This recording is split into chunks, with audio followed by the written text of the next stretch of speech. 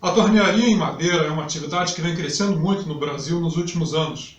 Tem muita gente nova praticando, seja por hobby, seja por atividade profissional. E para essas pessoas tem sempre umas perguntinhas que ficam martelando na cabeça. O que a gente precisa realmente para começar na tornearia? Hoje a gente vai tentar responder essa pergunta. Eu sou o Tomás Brasil e esse é o Madeira que Gira. A primeira coisa que a gente precisa é um torno. A resposta parece óbvia, claro. Sem o torno a gente não consegue trabalhar. Mas o que não é tão óbvio é qual torno. Como é que a gente faz para escolher o torno que é o ideal para a gente? E isso temos que levar então em consideração o que realmente você quer fazer com o torno. Se você quer fazer só um trabalho de fim de semana, trabalhar com um hobby, você precisa de um torno menor, pode ter um torno menor. Se você quer trabalhar profissionalmente com um torno mais robusto é o mais indicado para você. Hoje no Brasil nós temos 3 possibilidades para adquirir um torno. A gente pode comprar um torno novo, a gente pode comprar um torno de segunda mão, ou a gente até pode construir uma máquina. Né? Eu não vou falar hoje aqui muito de como construir a sua máquina. Eu vou me concentrar nos aspectos que a gente precisa seguir para saber identificar qual é uma máquina mais adequada para o que a gente pretende fazer. Né? Então, vamos lá. Se você vai comprar um torno, seja ele novo ou de segunda mão, você precisa prestar atenção em algumas coisas. Primeiro, o tamanho do torno. Se você só pretende fazer peças pequenas, não tem sentido você comprar um torno com 1 metro de barramento. Você pode comprar um torno só de 50 centímetros.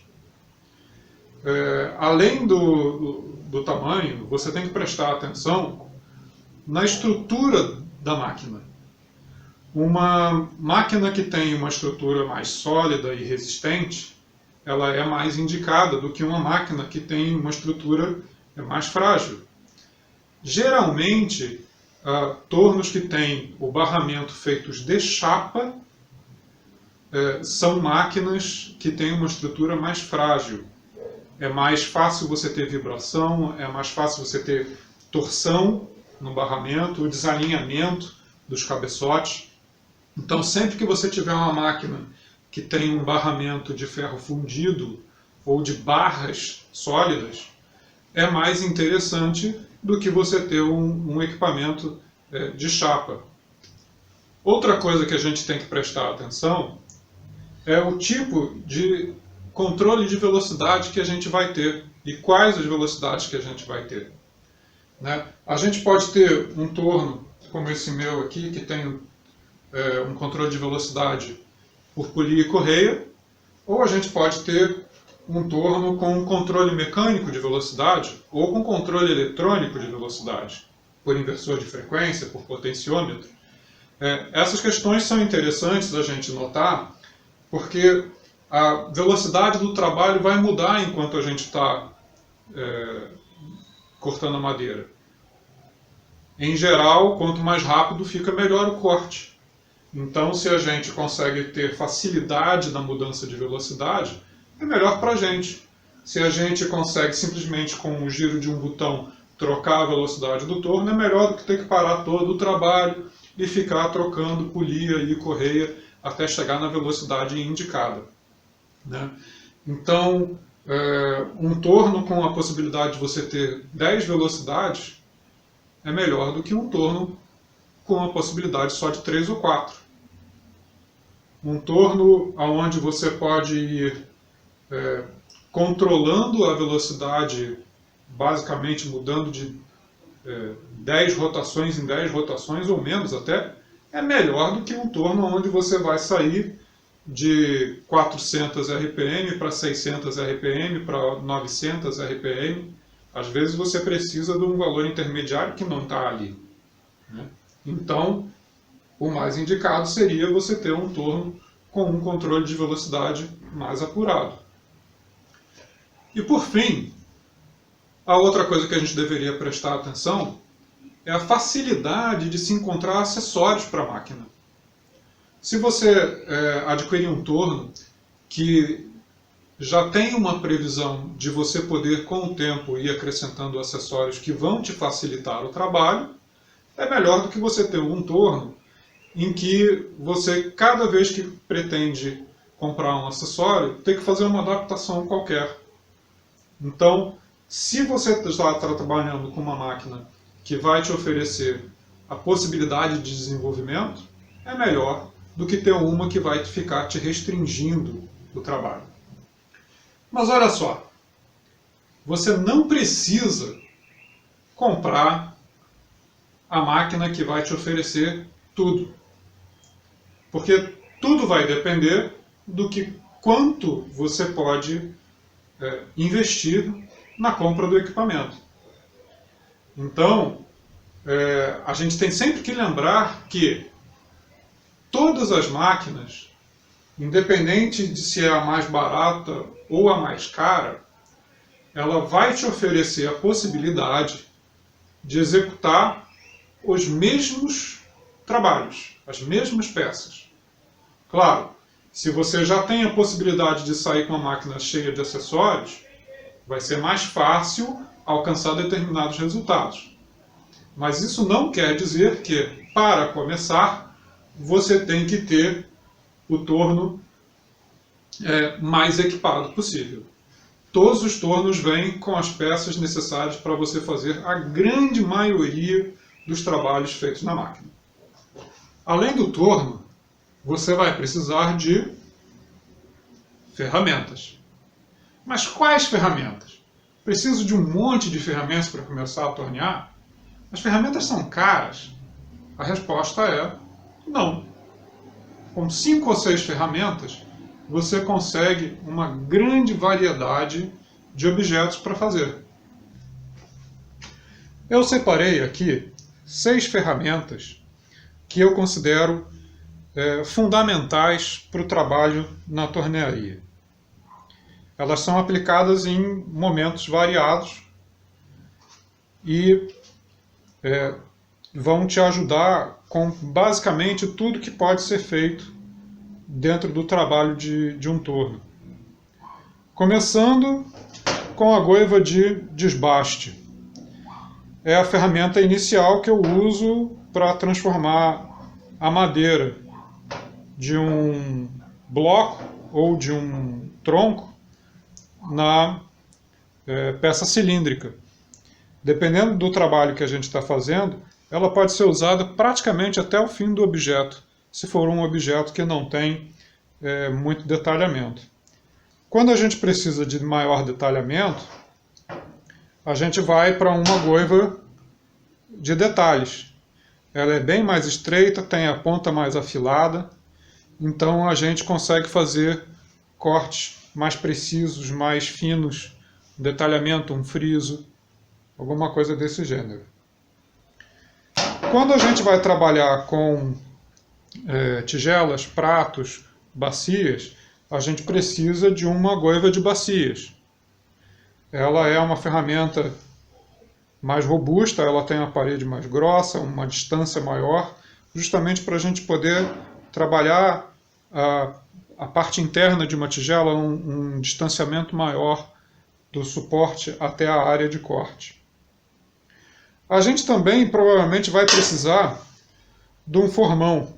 Aqui eu tenho um formão partidor, formato diamante, ele tem uma cinturazinha mais larga no meio, que é justamente para diminuir o atrito. Mas essa ferramenta geralmente é que a gente vai usar para fazer a separação, a partição da peça. E a gente também pode usá-la para fazer algum tipo de detalhamento ou um corte perpendicular. Também indico, embora não seja extremamente necessário, o formão oblíquo, também chamado de formão chanfrado. Ele tem, a ponta dele não é reta, né? E esse, no caso, ele tem um perfil ovalado que facilita o controle na madeira. É uma ferramenta fantástica para você conseguir superfícies planas, e também pode ser usada para fazer detalhamento fino. Tá? A última ferramenta que eu recomendaria é formar um raspador. Aqui eu tenho formar um raspador que eu tenho, é importado esse, mas esse tem a facilidade de eu trocar a posição da ponteira. Ele pode ser tanto usado com a ponteira reta quanto com o curvo. E aí existem raspadores que são ou só retos, só curvos, e de bitolas diferentes. Eles são mais grossos. Eu uso o raspador basicamente para fazer algum tipo de acerto na superfície. Mas você tem raspadores que são bastante robustos e que são usados inclusive para fazer o desbaste inicial do objeto. Não é uma técnica que eu emprego, eu faço meu desbaste sempre com a goiva de desbaste, é uma maneira de trabalhar que eu prefiro de fazer. É uma seleção muito pequena de tudo que existe de ferramenta para tornearia, mas é a minha sugestão do que eu acho que, no mínimo, você deveria ter. Ah, mas Tomás, você só falou das ferramentas de perfil industrial. Eu posso usar as ferramentas de inserto, por exemplo? Pastilha? Pode. É um processo um pouco diferente de trabalhar, mas pode. Posso usar ferramentas artesanais? Pode. Tem inclusive alguns fabricantes de ferramentas artesanais muito bons aqui no Brasil. E posso usar também ferramentas adaptadas de outras ferramentas de origem, ferros diferentes? Pode. Você talvez não tenha o mesmo rendimento que ferramentas específicas para tornearia, mas pode usar. De novo, tudo vai depender do quanto você pode ou está disposto a investir para o trabalho de tornearia em madeira. Além do torno e das ferramentas, um mínimo de equipamentos de proteção individual você vai ter que usar. A minha recomendação é que você tenha pelo menos esses 4 equipamentos. Para começar, uma máscara. Pode parecer besteira, já que você talvez vá usar o torno só nos fins de semana. Mas a máscara é fundamental para a proteção da sua saúde. É a máscara que vai evitar que você, por exemplo, tenha uma complicação respiratória por causa do pó durante o lixamento da madeira.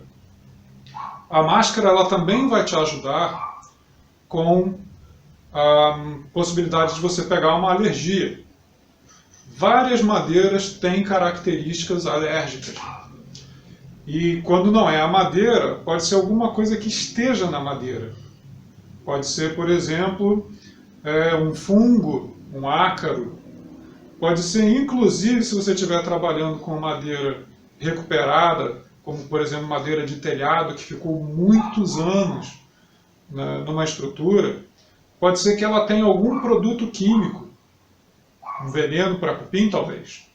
E isso pode te afetar de alguma forma.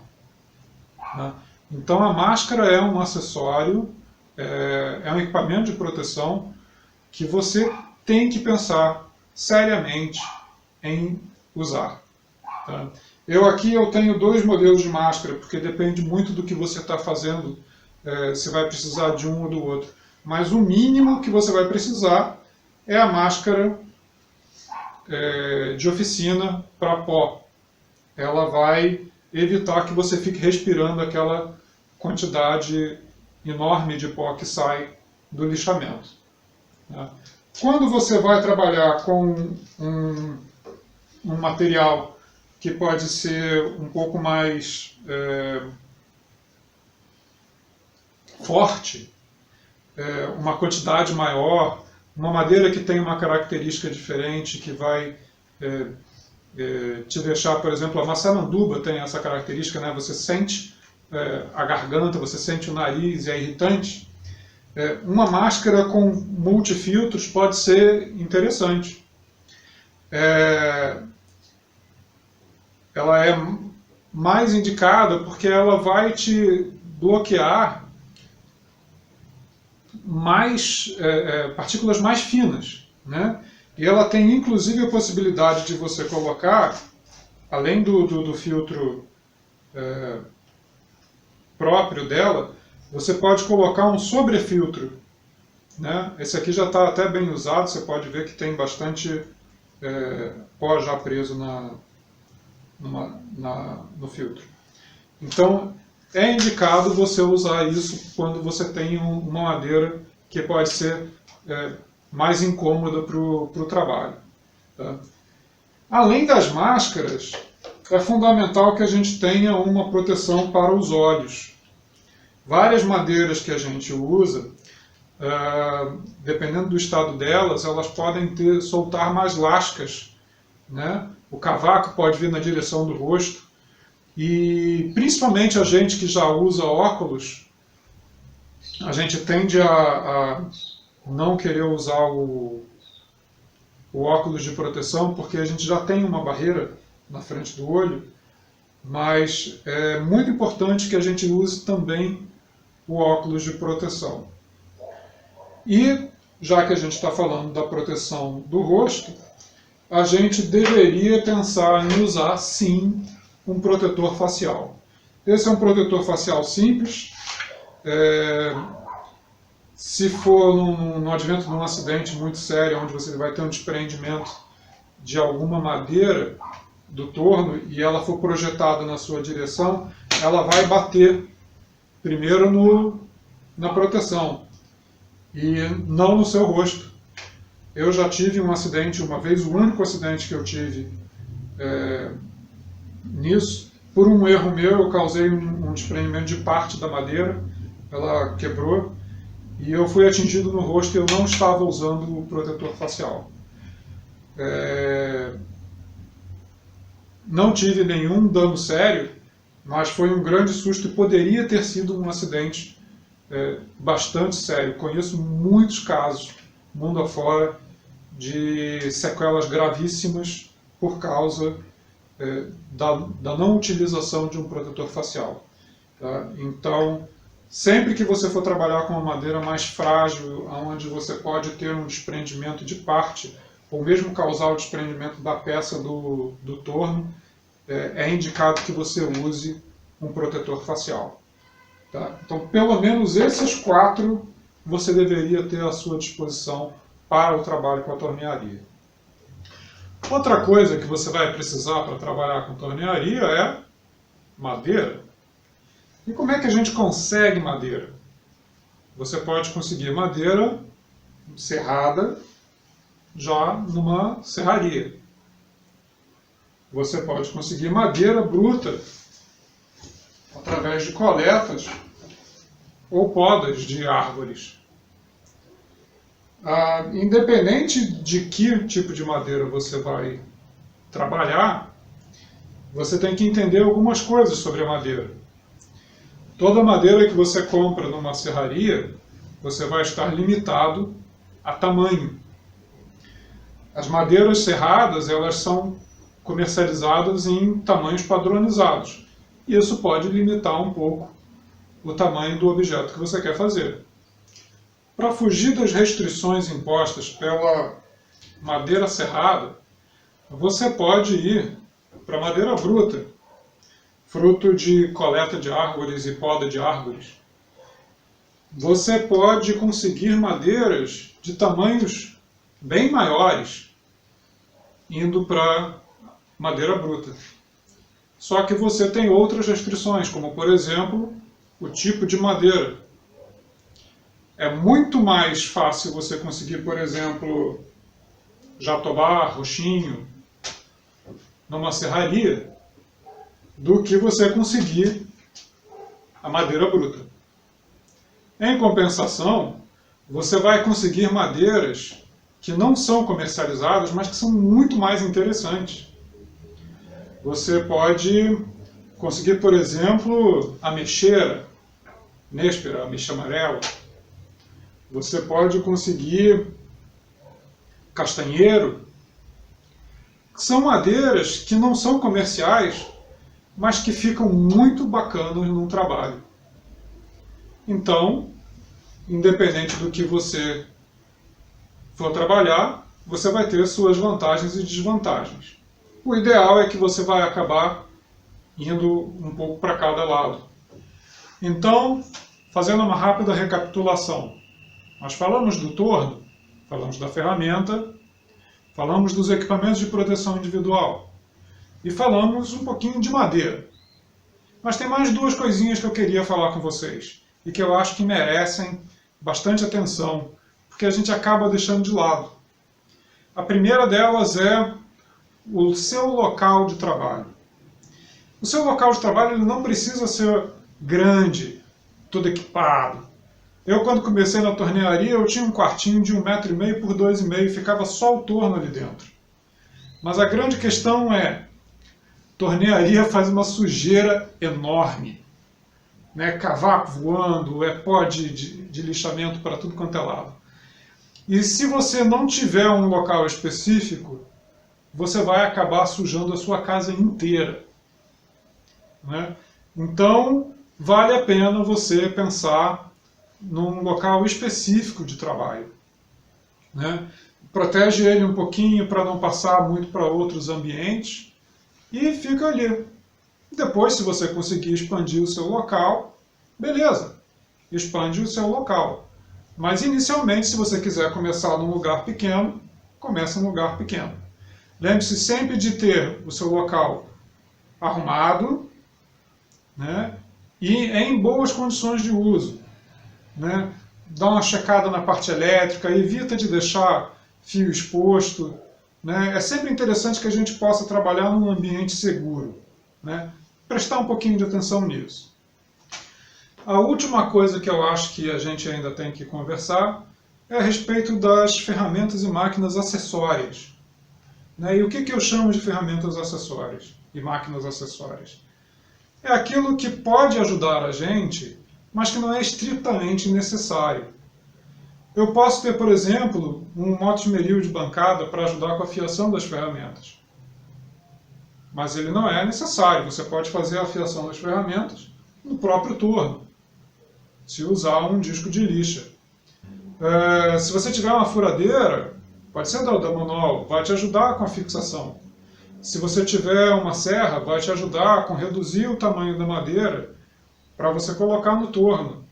Mas, se você não tiver a serra, você pode usar um serrote.